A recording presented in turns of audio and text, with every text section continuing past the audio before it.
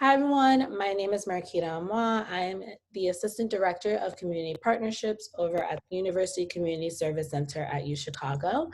And today I'm with Melody Roberts of Liv Lab. Say hello. Hi. Hi there. Um, Nice to be with you today, Marquita. yes. So these conversations are really centering capital and what it means to have a business in Chicago on the South Side. And Liv Labs does great stuff. So I really just wanted to start with you briefly telling me about your business. So, Liv Labs is a startup focused on pelvic floor fitness for women who need pelvic floor fitness. Typically, that would be during pregnancy and postpartum or in midlife and beyond. We're developing a medical device as well as a range of services that can be delivered online. Awesome. Yeah. So first of all, that's really cool. And as a woman, I'm like, that's amazing. How did you first fund your business? So Liv Lab started, has a little bit of an unusual history, but it was founded in Silicon Valley. And all the original funding came from the board members who joined. So each of them put in between $5,000 and $20,000 in cash to get the company up and off the ground. Amazing. And for the first 2.5 to 3 years, 80% or more of the funding has gone toward intellectual property Mm, development costs. So basically gone to attorney's fees. yes. Okay, wow. Obviously, the moment we're in now with COVID has truly impacted businesses and the way that people even orient themselves around jobs and money. So how Mhm. has COVID impacted your thinking on capital, especially since you said Liv Labs started a bit unconventionally? And have you been able to access government or private relief programs? We have been bootstrapping ever since founding, and I don't take any kind of salary, nor does anyone else who works on the project. The Hmm. whole project works with the business. So we already didn't have any income and weren't paying any salaries, which meant we Mm. didn't qualify for any government programs. Okay, but it wow. but it also meant we weren't directly and immediately impacted by loss of revenue or having any of our regular sources of income cut off, other than spousal income. So in my case, my husband's work stopped immediately, Mm. and he's a small business owner who did qualify for relief. So I actually had to take time away from this business to help him apply for the PPP, and then Mhm. subsequently other things his business might qualify for, so that we could still pay our personal bills. Right. In terms of resources you might not think of in the most literal terms, we've benefited. So a lot of students lost their summer internships and summer jobs, and we were able to bring 3 undergraduates in to do a startup internship with us. They are not earning any money, but they can put it on their college applications, and Mm. they're learning all new skills. So it's a lot like being in school and adding benefit to the business at the same time. Right. And we also brought on 2 graduate students from the Institute of Design at Illinois Tech Okay. as externs, which means they get college doing with us this summer. The work they're doing not only gives them portfolio piece, but it will be real. It will be a real part of the Liv Labs business. So in terms of human resources, we've actually benefited, but in terms of cash, we have not. Yeah. And the investment climate wasn't great for us to begin with. Life sciences Mhm. companies that are also consumer companies are viewed with suspicion by both medical device investors and consumer product investors. Mm. And now all of those same people got just that much more conservative. Mm. But we plug along optimistically, and moving into the fall, we're going to be aggressively pursuing grant uh, funding, which we've made a run at that twice before, but we think now we know really how to do it, we've got higher chance of success in the fall. Awesome. And And by that's a, grant, I mean like the National Institutes of Health, yeah, National Science Foundation, that kind of grant. yes. And that's a great transition to my next question, which is when thinking of financial and social capital, what does that mean to you as a business owner? Do you want to define social capital for me? In terms of social capital, some of the things that we're exploring with these students is the idea of forming these businesses and gaining Mm-hmm. monetary funds when maybe that's not part of your business, or maybe that's not part of your community, so to speak. So a lot of business owners on the South Side may not have access to capital in the ways that other people might. So that's kind of what we're exploring. Uh, I would say that the kind of access we're seeking is really very professionalized. So when you're developing a medical device, the people who are willing to fund it are people who understand medicine, medical device development, and I don't think that our geographical location really plays a role in our fundability or even who we pursue. So I applied in the spring. My role as CEO has been to bring in the money.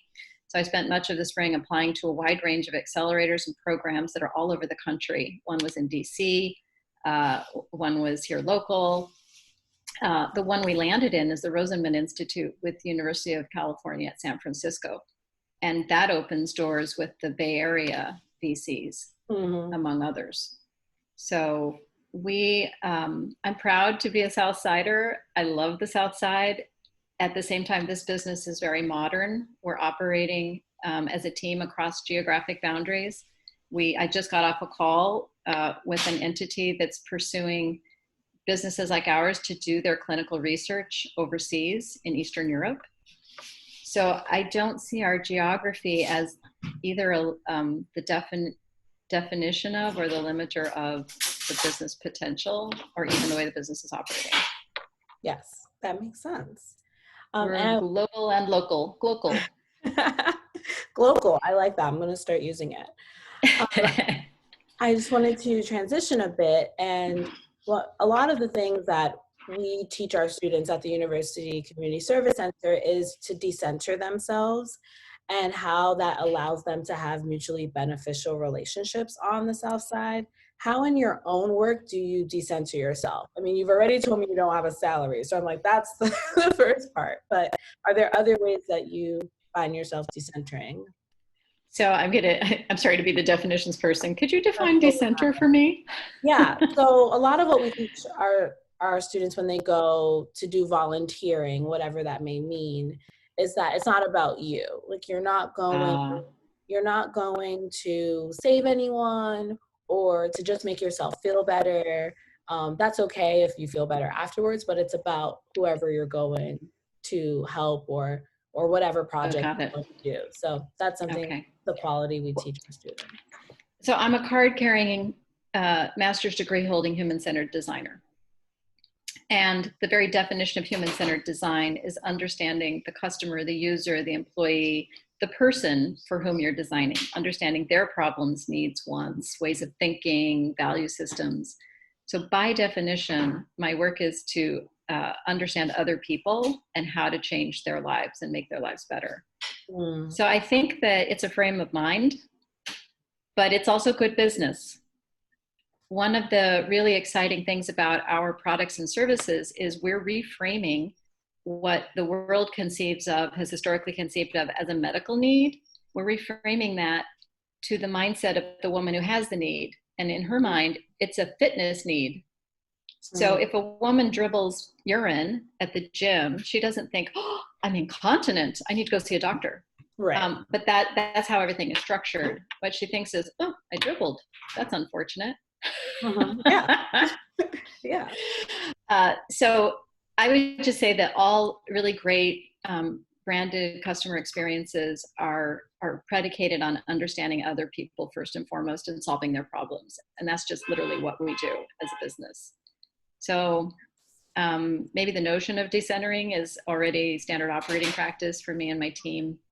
I will say that when you bring new people into a team, there is what we do as a business is probably a little bit of that decentering indoctrination in different terms and using different words so that everyone's on the same page. And the way we do that is by putting them in that world or bringing them to a close human interaction with that type of customer. So I have, among my interns is a 19-year-old white male. And he's not the target customer. By the No. way, neither are the 19-year-old females. So, but he dramatizes my point. But all three of them were told, okay, assume you have these kinds of leaks, go figure out how you're going to solve the problem for yourself. And Right. so he found the male solutions, of course, as well as the female solutions. And all three of them went shopping, went online, and they all came back with different discoveries and different solutions. And all of them were then asked to experience incontinence themselves, to try products that solved the problem. So all of them had to go to the store and shop for incontinence products, which I don't know how much he enjoyed doing it, but when he went, he bumped into someone he knew. Oh. And that's how you build empathy. Yes. So we make it part of our business. That's It's amazing. essential. Yes, I love that story. Okay, my last question is, when a student or anyone who's not from the South Side of Chicago or Chicago in general come to, Liv Labs or wherever, come to Chicago, what is one thing that you wish they knew About the whole South Side or Hyde Park where I live, or about whatever it means to you particularly? I wish even everyone in my neighborhood knew that the neighborhood high school is one of the top 10 high schools in the city. Oh, wow. And I think it speaks to the ambition, talent, and potential of the South Side. Oh, that's amazing. I love that. I didn't know that. Great. There you go. Kenwood Academy High School, my friend. Go My, Broncos. yeah. My colleague is really going to like this when she watches this video. Good for her or him. Good for them. Yes. Thank you so much, Melanie. This was great. It's been a I pleasure. really appreciate you taking the time to do this. And I'm sure the students will enjoy everything that you've just said. I hope you students do enjoy this, and hope you have illustrious careers and live through this never again. We shall see. Yes. Thank you. Take care, Marquita. Ciao.